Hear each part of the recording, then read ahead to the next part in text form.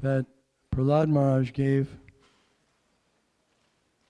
to his schoolmates when he was 5 years old. Prahlad Maharaj is a great devotee of the Lord. He's one of the 12 Mahajans, and he's the principal reason that the Lord incarnated in the half-man, half-lion form to protect the devotees. It was because of Prahlad Maharaj's great devotion that Lord Krishna appeared as a half-man, half-lion to protect him.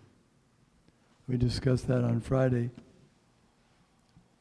his appearance here. So today we'll discuss the teachings of Prahlad that he gave to his schoolmates. You can begin.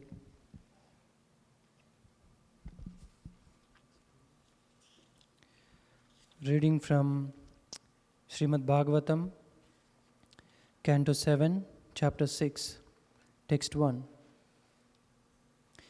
Prahlad Maharaj said, "One who is sufficiently intelligent should use the human form of body from the very beginning of life, in other words, from the tender age of childhood, to practice the activities of devotional service.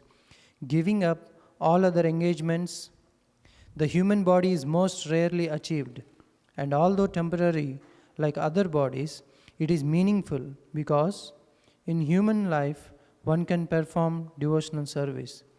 Even a slight amount of sincere devotional service can give one complete perfection."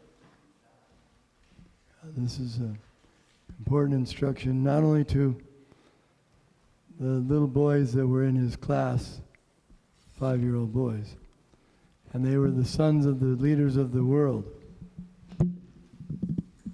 And they were materialistic, but still look at the advice he's giving them, that Komara achare pragyo dharmam bhagavataniha. Komara means, now you boys are only 5 years old. You may think, because generally 5-year-olds, they think, well, let's play now. Let us play. And when we get old, then we'll worry about religion and doing something important for the world. For now, let's play. So they might have been thinking like that. But Prahlad Maharaj is saying no, and he's setting the example. There's no time. And they may say, what do you mean no time? I'm only 5. I have 100 years to look forward to. But he will explain that time goes by very quickly. And another thing is, the human form of life is very special. There are 8,400,000 species. There are 900,000 aquatic species living in water. There is 1,100,000 insects and reptiles species. 1 million species of birds. 3 million species, 2 million species of trees and plants. 3 million species of quadrupeds, and 400,000 species of humans. So the humans are a small number, but it's the most important body that we can get in this material world because it has the rationality, the intelligence, and the mental capacity to understand spiritual things. The other species don't have that. Although sometimes we like to think that our cats or our dogs or our hamsters or whatever we may have are very spiritual. They are spiritual in essence because they are spirits. That's what they are. But in the majority of the cases, they're in the false conception of being the body, being being a dog, being a cat, being a horse. And when we humans also lose our higher reasoning, then we also think, I'm a human.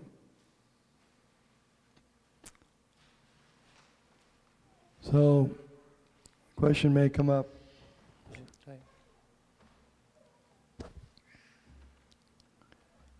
Question may come up, why, on one hand, we're giving credit to the human species, that we're a human species. On the other hand, we're saying that we're not this body. So which is it? Make up your mind. Are we humans, or are we spirit souls? We're spirit souls. We're not the body. We're not humans, but we have a human body. Okay, so what's the difference? The difference is Manusha Janmela. What is that verse? Out of many births, one gets a human form. Manusham Janma. Durlabham Manusam Janma. Out of all the births that we get, getting a human form is very rare. So the special quality of a human birth is that one can perform devotional service. One can qualify himself to go back to the spiritual world from the human form. He can understand, just like Krishna's. Why did Krishna speak Bhagavad Gita? He didn't expect that this was going to be for the animals. This is for the human society. Human society can read, can understand, can rationalize. If you try to explain to a horse, for example, that you're not the body, you're not a horse really, you're the soul inside the body, he can't understand it. He doesn't understand what the word soul means. What you may say, well, can he understand just from feelings? Well, there are some extraordinary cases where animals have become Krishna conscious, but it's rare. But there are some exceptional cases, yes. But our case is more appropriate for us, and that is, we have the best opportunity. It's true that an animal, in a rare case, may become Krishna conscious, but a human can very easily become Krishna conscious. How? Prahlad Maharaj explains that. He says, Shravana Kirtana Smarana Vandana Padasevanam Archanam Vandanam Vishnu Padasevanam Archanam Vandanam Dasyam Sakyam Atmani Vedanam. He describes 9 processes of devotional service. Hearing about the Lord, chanting about the Lord, memorizing or meditating upon the Lord, remembering the Lord, offering prayers, worshiping, performing service, becoming the friend of the Lord, giving everything. These are 9 processes that are recommended. This is how we should use our life. This is what Prahlad Maharaj is telling the boys, school friends. He knew that they were coming from materialistic background and that their parents might not approve of what he was telling them. But this is the kindness of a Vaishnava. Just like Prabhupada said, I wasn't invited to come to America. Please come and teach Krishna consciousness. He came uninvited. But that was his kindness. You might say he shouldn't have, it was impolite. You shouldn't go to someone's house if you're not invited. No, that may be ordinary etiquette. But a person who's very spiritually advanced, very merciful, he doesn't make distinction. This is my relative, this is my friend, this is my enemy. He doesn't see anyone as enemies or friends, relatives. You see everyone. Everyone is servants of Krishna. And we're all brothers and sisters. We're all related to Krishna. So therefore Prahlad's teaching his school friends was a great sign of compassion on his part. It's like, even today, the devotees of Krishna, they go out into the public. They're not necessarily invited there. They don't, public doesn't say, please come and distribute your books in front of our store. Sometimes that happens, but that's rare. But still they go. And they stop people, they say, excuse me. And they interrupt them from what they're doing. And some people become disturbed. They say, why are you interrupting me? Why are you trying to distract me from what I'm doing? And the real answer is that, sir, the reason, or ma'am, the reason I'm approaching you is because you've forgotten something. I say, oh, I forgot something? Yes, you forgot the purpose of life. You forgot who you are. You forgot what you're supposed to be doing in this life. Oh, I forgot? I'm very busy, I have an appointment. I'm going to be making some money, and that's the point, you forgot. That is not the real business of life. Okay, what's the business of life that I forgot? The business of life is atato brahma jigyasa. We're supposed to inquire about the spiritual nature, transcendental subject matters. You forgot about that, you forgot Krishna. Who's Krishna? Krishna is the Supreme Personality of Godhead. You know who President Trump is, and you know who such and such. You know who certain people are, but you don't know the most important person, Krishna. Well, how do I learn about Krishna? You learn from the Vedas. Veda means knowledge. The literatures that describe about Krishna and his activities. His activities are unlimited. But we have some experience of his activities on this planet or in this universe, and the Vedas give that information, especially the Puranas. So we should learn about that and learn about the philosophy that goes with it. Because this philosophy includes all the things we know about what to eat, what to not eat, what to speak, what to not speak, what to hear, what to not hear, who to make friends with, how to live, how to raise children, everything. How to think, how to dance, how to sing, what time to get up in the morning, what time to go to bed at night, what occupation I should engage in, what type of husband should I have, what type of wife should I have, or should I take sannyas, all these things are given in the Vedas. So much information we need to know.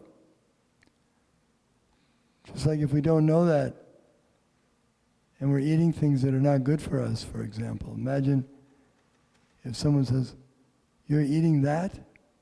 That's poisonous. It's like parents, when the children go into the forest, the child goes over and picks something, starts putting it in the mouth, and says, don't put that in your mouth. The child doesn't know that's poisonous. But the parents know. So the learned sages, beginning with Lord Krishna, they know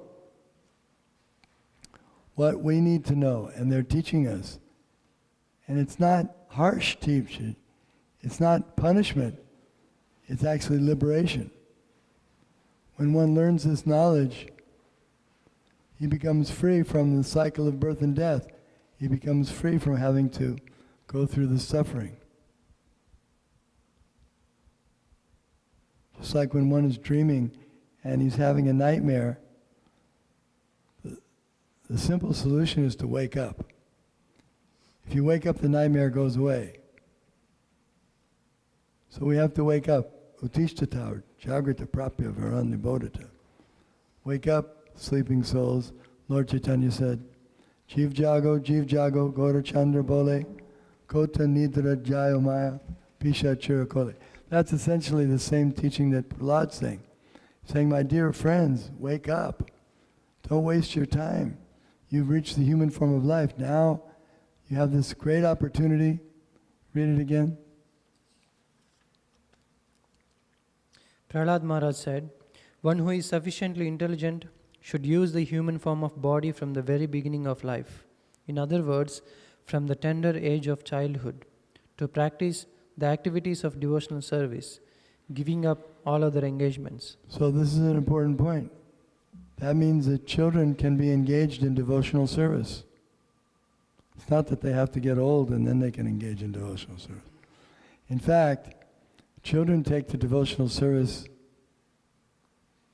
very easily. Have you ever seen a child that didn't like to play the instruments? They love it. I've seen lots of children over the last 50 years coming in contact with kirtans. I've never seen a child that didn't like to play the instruments and dance. Sometimes they may cry in the beginning, but after a while they get used to it. Generally they like it. That's because it's natural for the soul to play the instruments and to dance. When they see the dancing and they hear the music, they also like to dance. Why is that? Because they're not polluted yet. We pollute them with so many false ego. You're not supposed to dance. Why? Because these people have shaved heads and they're weird. And if you dance with them, it will not reflect well. And your teachers may see, they may give you poor marks. And there's so many, so many ideas we impose why we shouldn't do this. We're not supposed to do this in public. We're not supposed to talk about God. Why? Because it's not scientific, and our teachers say, schools say you're not supposed to talk about God because religion is just some imagination, and so we get polluted. Better to smoke cigarettes and take drugs and eat meat and go to the casinos and have illicit sex. That's good type of happiness, but just chanting and dancing. See, these are things we are imposed upon us by those who are in a diseased state of consciousness.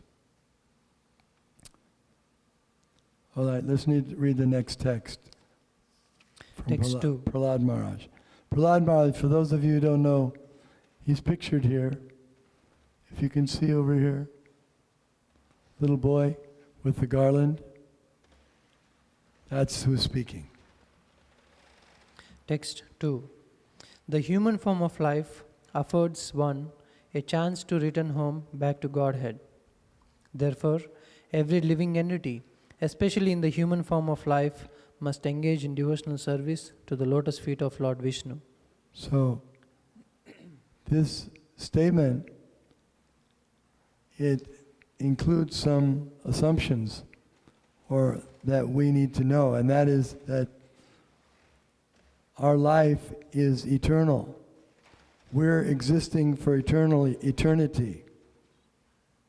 That means there was never a time we did not exist, and there will never be a time when we don't exist in the future. We've always existed. Someone might say, I've always existed, I don't remember it. That's not a good rational thinking, because we don't even remember things in this lifetime. How many of us remember when we were in the womb of our mothers? Does anyone have any recollections, what it was like? We forgot. We forgot most of the things that we've done in this lifetime, isn't it?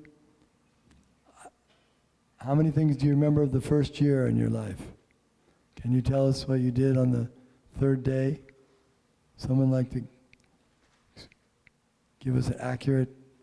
We can't remember what we did any of those days, but we were existing.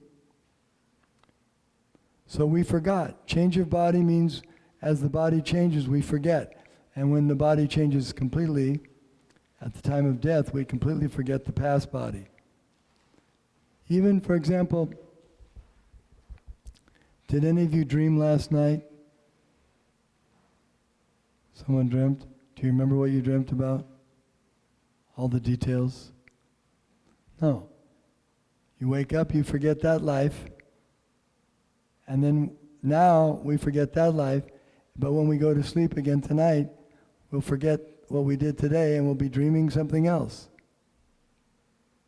So this is daydream and night dream, but we're always conscious. Living entities are always conscious on some level. Now the question is, what level of consciousness do we want to be on? Do we want to be on low level of low consciousness, hardly even aware of our existence? Do we want to be in deep sleep consciousness? Some people would like to sleep more than 12 hours. They think if I could only sleep 14 hours, 16 hours, then I'd be happier. So that's a low level of consciousness. They want that very dark, hallucinatory, or intoxication. We take intoxication to alter our consciousness.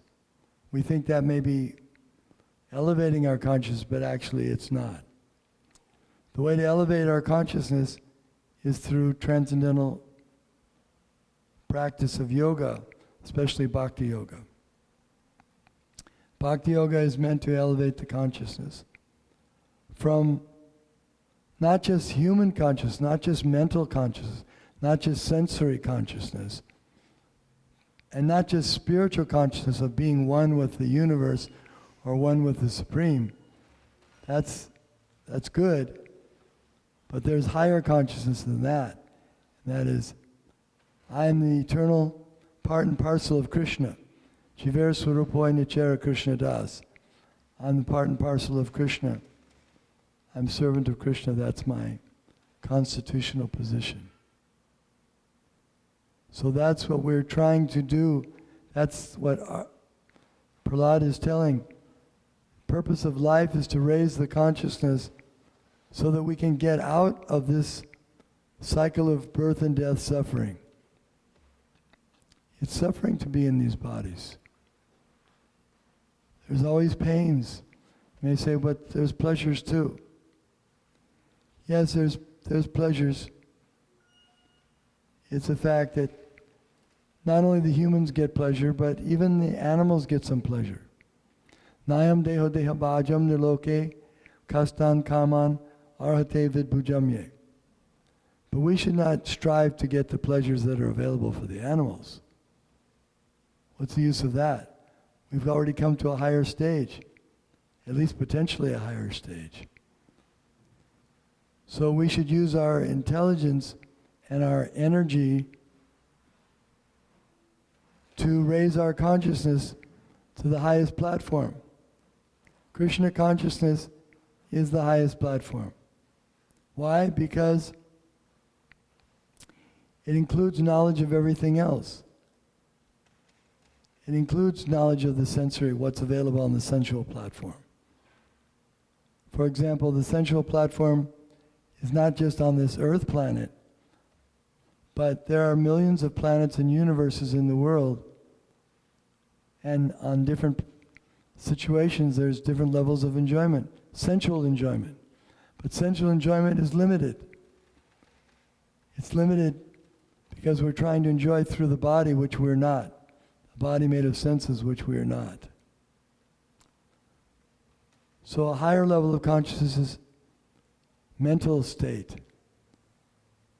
And then beyond that is the intellectual state. And then the spiritual state without differentiation. And then the highest state is Krishna consciousness, where one enjoys on a level with Krishna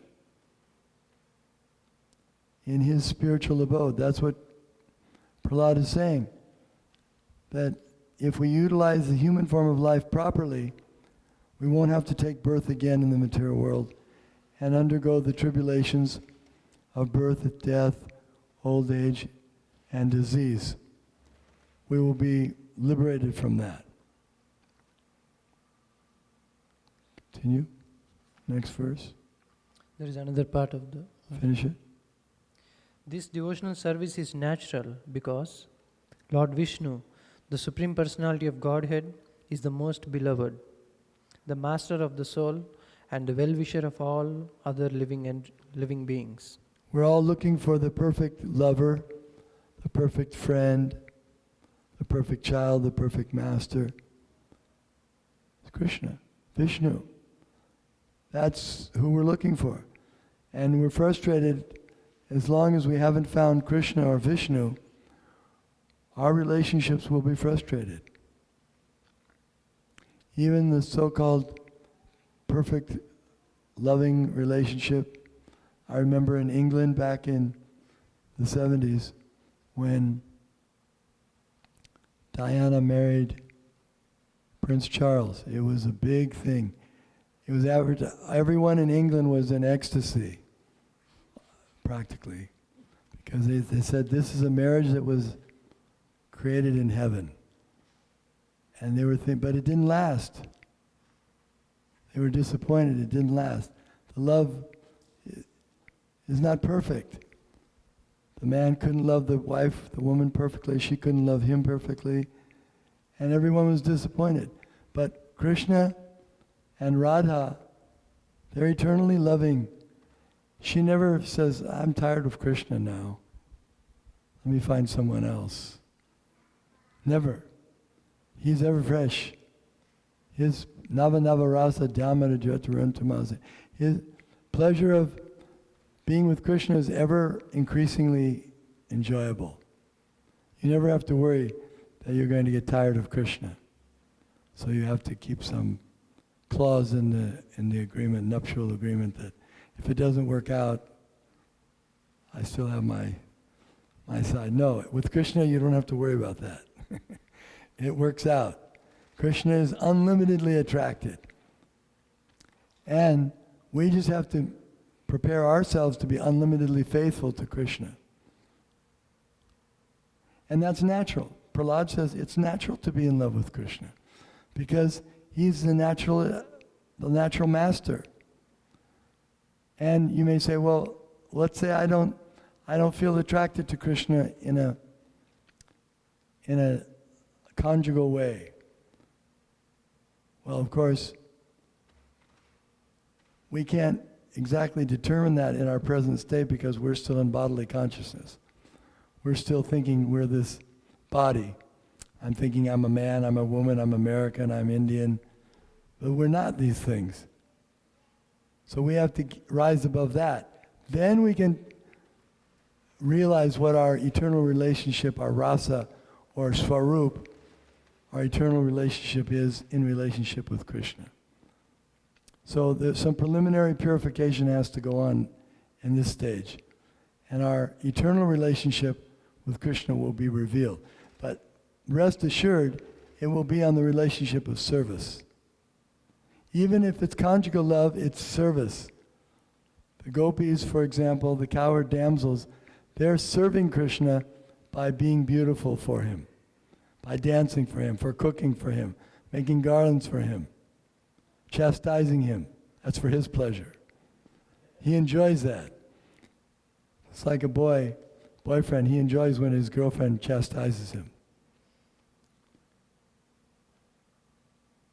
Sometimes. That's part of the rasa. So, Krishna is the reservoir of all rasas. All relationships are coming from Krishna. So whatever relationship we want to have with Krishna, he's prepared to give us the complete attention, complete love. He will play that role perfectly. Just like the queens who married Krishna in Dwarka. They were completely happy with Krishna. Why? Because he manifested himself in their palace exclusively for them. He spent all his time with them because he knew that my wives will be disappointed if I'm not there for them. So he was with them. Perfect husband. Perfect child. Mother Yashoda was so in love with Krishna as her child. She couldn't put him down. But sometimes she had to put him down. And then he gave her pleasure, running around. He would catch the tails of the calves, and they would pull him through the muddy grounds. They were muddy because so much milk was flowing from the breasts of the cows, because they were giving so much milk out of love for Krishna. So everyone was in love with Krishna. Even when the neighborhood ladies, when little Krishna used to steal butter from their houses, he didn't ask. He went with his friends and his companions, the monkeys. Krishna had boyfriends, but he also had monkey friends. So they would go down into the cellars when the neighbors weren't watching, because they kept the milk products underground because it was cooler. That was the refrigeration system. So they were down there, and Krishna would take all the butter and the ghee, the yogurt, and he would taste it and give it to his friends and distribute. So, and then when the parents would, the neighbors would come back, they'd see butter all over the place, yogurt broken, and they traced it out and they found out it was Krishna. So then they went and complained to Yashoda, Krishna's mother. They said, "What is this? Can't you control your child? Child keeps coming to our house stealing butter and yogurt. Don't you have enough butter and yogurt in your house?" She said, "I'm very sorry. Please keep it high up. Hang it from the ceilings, from the rafters, so he can't get to it. I'll try my best to make sure it doesn't happen again." But it did happen. When he came in next time, he said, "Oh, now they're hanging it?" So they made a pyramid standing on the shoulders, each one. 4, and then 3, and then 2, and then 1. And he would take down the yogurt and distribute it to all the children and the monkeys. And if the neighbors didn't keep any yogurt or butter there, then Krishna would become upset with them. Anyway, everybody loved Krishna. Even the neighbors loved him as the perfect child.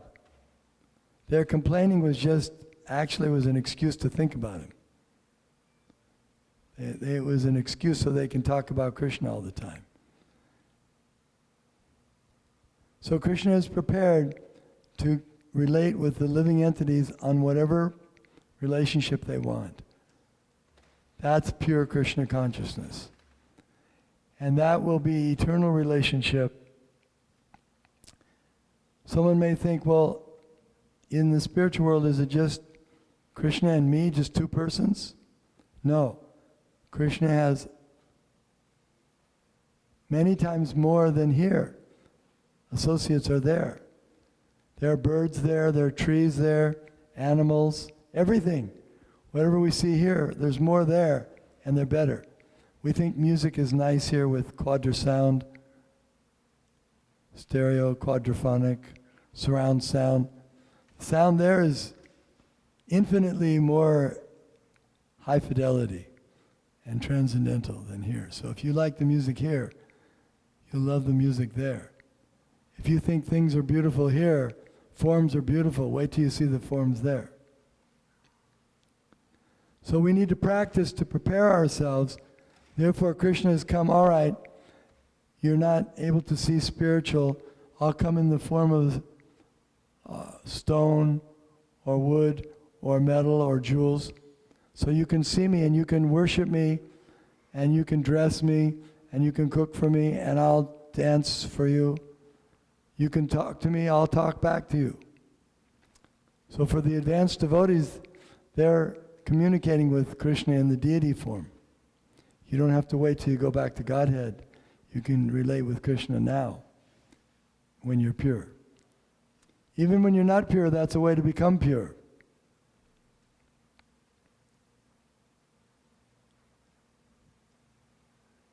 So we've discussed a few things about Prahlad Maharaj. Any comments or questions? Yes?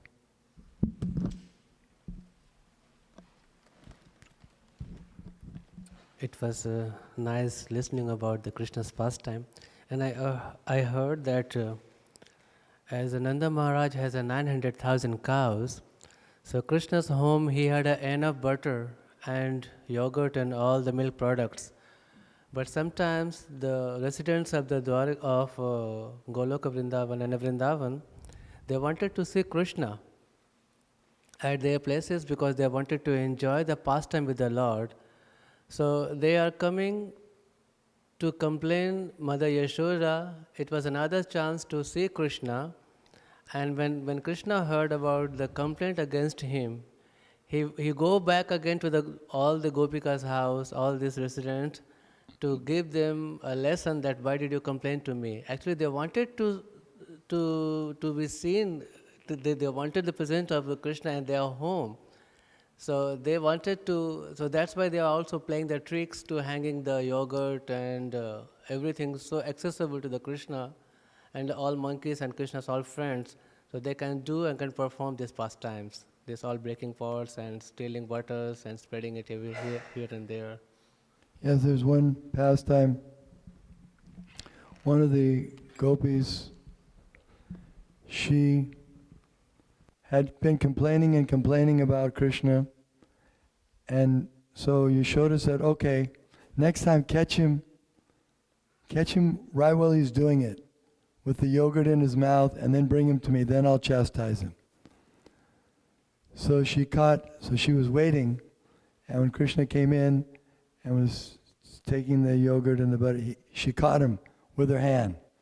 And she said, now I'm going to take you, and you're going to get punished. So she was walking all the way over to Yashoda's house, and the child had the cloth over his head because he was ashamed.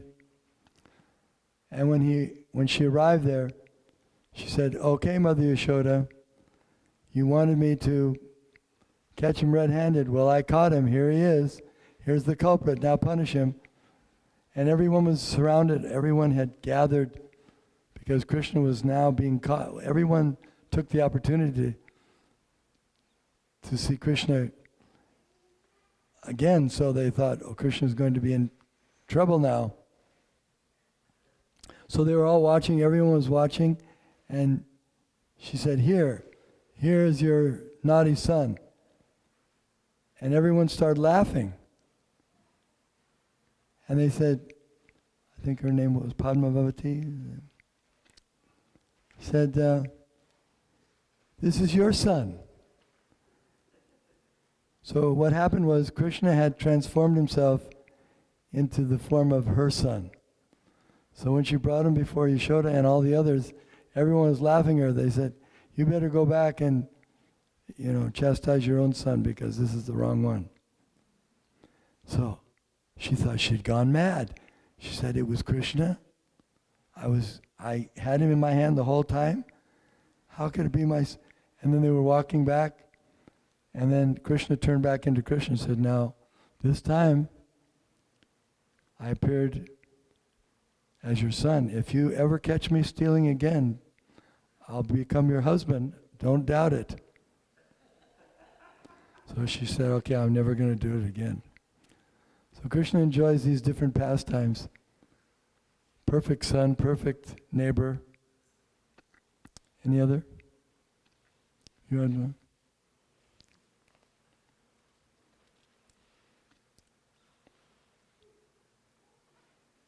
You said there are 400,000 species of human beings. I actually thought all the human beings belong to the same species. Well, this is just one teeny little... How big is this area we live in compared to the universe? What percentage of the universe? Not even a millionth of a millionth of a millionth of a percent. Have you seen the rest of the universe? No.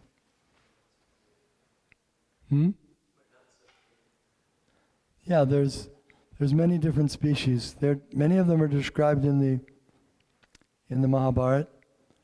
For example, the Charanas, the Vidyadharas, the Rakshas, the Asuras, the Daityas. These are different species. The Gandharvas, and then there's all different types and different parts of Bhumandala. So, just as we haven't explored all the species, even the water on this planet, what to speak of all the planets. So you can't count all the 900,000 aquatic species. How many have they identified in the water? They have some list, they've seen some. But the Vedas say that there's 900,000 in the universe and 400,000 human species. It begins with the monkeys. Monkeys are also considered the beginning, but they're low level, not so high consciousness. And it goes up to the demigods. On Brahmaloka, there's different species. So you have to take certain things on faith, but that faith should be based on who do I have the most faith in, who do I trust, who is the most reliable source of information. Other question? Yes.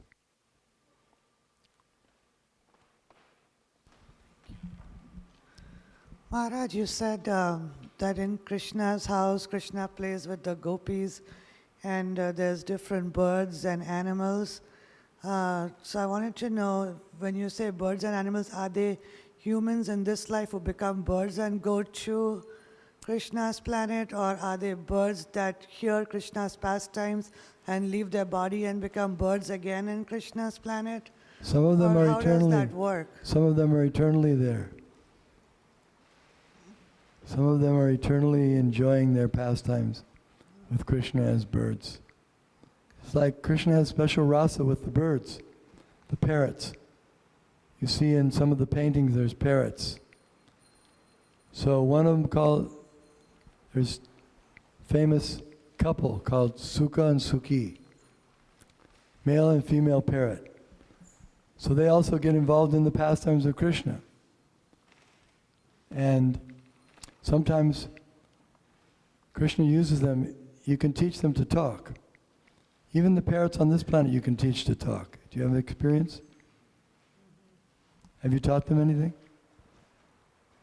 You can teach them to chant. They can chant Hare Krishna.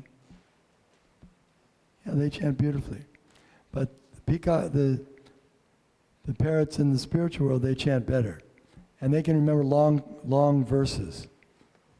So, if you repeat something, they memorize it and they repeat it. So Krishna would use them for his purposes.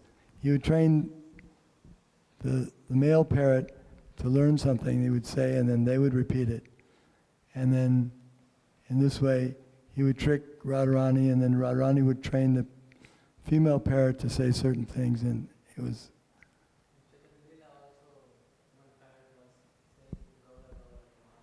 Yeah, so they have their rasa with Krishna. It's like the peacocks, they like to dance. Krishna is said to have learned dancing from peacocks. That's why he wears peacock feather, out of respect for the peacock. Taught him how to dance. So some of the species, some of the living entities or the associates of Krishna are eternally there. They never came down to the material world. It's not that everyone has to come down. A few come down. Does a human go back as a human, or? Human goes back in his swarup. Mukti hitva anyata rupam swarupena vyavastiti. When he becomes purified in the highest stage of liberation, he gets his swarup, his original transcendental form. Maybe a parrot, maybe a cow, maybe a gopi, maybe a cowherd boy, maybe a tree. Don't think the trees there are less advanced than the others, though. They're all advanced. They're all in ecstasy of Krishna. Thank you. Everything in the spiritual world is fully conscious and fully conscious of Krishna. When Krishna plays his flute, even the stones begin dancing and quivering in ecstasy. And tears are coming from their eyes. And this is transcendental. In this world, the previous generation was using intoxicants like LSD to try to help them get to the point where they could realize that everything was spiritual and everything. But that's not the way. That was their initial attempt. But some of them came in contact with Krishna consciousness and found the real way is by chanting Hare Krishna. Then you can enter into the spiritual atmosphere of transcendental consciousness.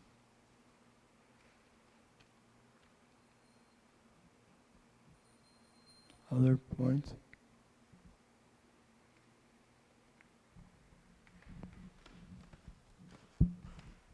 I think one of the most striking things about the Prahlad story, well, there's so many, but the classroom full of young Asuras or young, demons or something. Can you go a little deeper into that? And is that still going on, or what was that all about? Well, at that time Hiranyakashipu was ruling the world. He had defeated the demigods. Generally the demigods are in charge. It's like if in most countries there's the government is supposed to be the good guys and the criminals are supposed to be the bad guys. And in most countries the government is in control, right? And they do have competition from the criminals, but their facilities, their means of curbing them down are greater. But imagine if the criminals take over completely. That's what happened. The whole universe was taken over by Hiranyakashipu and his men. So they were in the top positions, but they still had to train up their children. So this was the Asura Kula that Prahlad was teaching in. Sons of Namuchi and all these different demons that were associates of Hiranyakashipu. But because they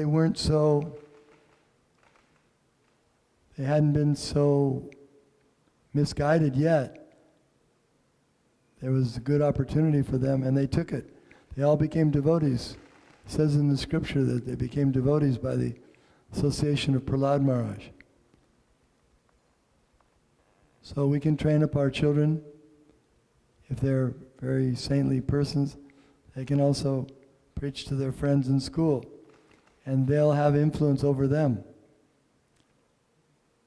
How will they preach? Well, Krishna will give them intelligence how to preach in such a nice way that they'll be... Prahlad Maharaj spoke just perfectly, according to time and circumstance. So every devotee, if he's sincerely trying to do some service, whatever it may be, Krishna will give him. Tesham satata yuktanam bhajatam pritipurvakam tadami buddhi yogam tam yenamam upayantite. I give them the knowledge by which they can come to me, to those who are constantly engaged in my devotional service. So whatever service you have, whatever it may be, whether it's cooking, whether it's media, whether it's writing, whether it's maintaining the temple or raising your family in Krishna consciousness or whatever it may be, Krishna will give you the intelligence how to do it perfectly if you're sincere. Just like Prahlad. He'll empower you.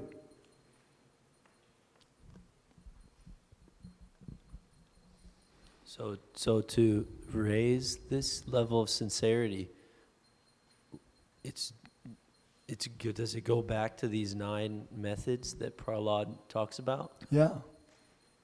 And he learned it from Narad Muni, his spiritual master. So the spiritual master's duty is to teach the disciple how to be Krishna conscious in every circumstance. And then the disciple, his duty is to follow the instructions of his guru and assist him in his service. And then later on, Krishna will send him students to train up. So everyone becomes a student and he becomes a guru. That's the process. And one becomes expert. Like I think about some of the devotees that I've known for many years, and I see how they've developed in their Krishna consciousness. Someone was telling me about one of my god sisters. She organized a hospice program for taking care of older devotees in their last years. Such a nice program she's organized. So enthusiastic, she's asked for us, requested that we please send information about Ramananda Prabhu, who passed away recently here in Kansas City. So what a wonderful service. How she's been empowered to do so much, to have so much care and loving devotion. Certainly Krishna is pleased. How did she get that? She got that by sincerely serving, chanting her rounds, following the principles. Krishna gave her intelligence. You look at any of the devotees and you see how can they get such abilities to do what they're doing. Jaipataka Maharaj, Radhanath Swami, there's so many devotees in our movement who are just doing extraordinary services. And even those who are not as well known, if you actually examine them, you'll find their services are extraordinary. It's not just only the ones who are acting on the global level, but even on a local level. If Krishna is pleased, then everyone will be pleased. So we just have to please Krishna. And Krishna is not difficult to please. He says, just offer me with love and devotion a leaf, a flower, fruit, or water. Who can't do that? Who can't offer a fruit or a flower or a leaf or water? Everyone can do that. With love and devotion. Bow down. Krishna says, Manmana bhava mad bhakto, madhyaji mam namaskuru. Become my devotee, worship me, offer your homage unto me. Always think of me, and you will come to me. Krishna says you'll come back to the spiritual world. Krishna is not difficult to please. We just have to associate with those who are engaged in pleasing him all the time. Then we'll get the taste. We'll get the taste for wanting to please Krishna all the time.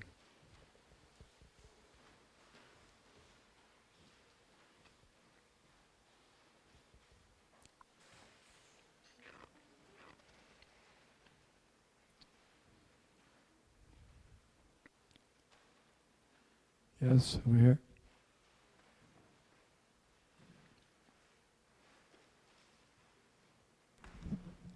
Hare Krishna Maharaj. Some people say that Shiva is more easy to please than Krishna. So, is there some truth in that? There's some truth in that. A lot of people change their mind instead of Krishna. So Krishna is very hard to please. We're going to go to Shiva. Yeah, but so I'll explain. Shiva is very easy to please, but demons also worship Shiva for that reason. He doesn't discriminate.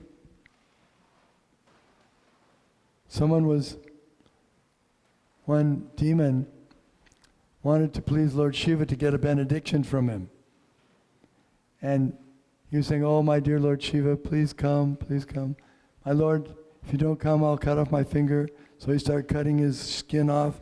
He said, my dear Lord Shiva, if you don't come, I'll cut off my head. Shiva came, okay. Don't cut your head off. What benediction do you want? Give me the power that whoever head I touch with my finger will crack into 1,000 pieces. And he said, okay, take it. And then he said, now I'll touch your head, Lord Shiva. What kind of worship is that? What kind of disciple is that? We never see that with Krishna. Krishna uses discrimination. So, and Krishna wouldn't give a benediction like that. Krishna, if you worship Krishna, he will arrange it in such a way that even if you have impure desires, your desires will become purified, your heart will become purified. Even if you approach him for the wrong reason, Krishna is so expert, he will adjust it so you develop love for him anyway. And then you lose, just like Dhruva Maharaj. Dhruva wanted a big kingdom. He worshipped Krishna, give me a big kingdom. But when Krishna came, Krishna said, what did you want? I said, oh, I'm satisfied now. I don't want it anymore. I wanted a kingdom, but I don't need it. I'm happy to see you. So better to worship Krishna, unless you want some benediction like cracking the heads of... Then you can worship Lord Shiva. But we don't want such impure desires, right? You don't want to get the benediction, you can crack everyone's head with your finger. Actually, you should worship Krishna, that whoever's finger I touch their head, they become devotees. You can pray for that benediction. Like Narad Muni. Narad Muni is known as the Sparshamani, touchstone. Whoever he touches becomes a devotee. Krishna requires total, complete, and unconditional surrender, right? Even if it's not complete, he'll purify it. He'll fan the spark to help you. Just like Putana. Putana came not with completely pure desire.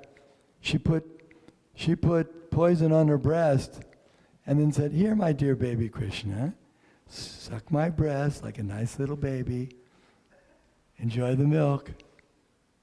And Krishna began sucking, and then he sucked out the poison and the milk from her, and he sucked out her life also.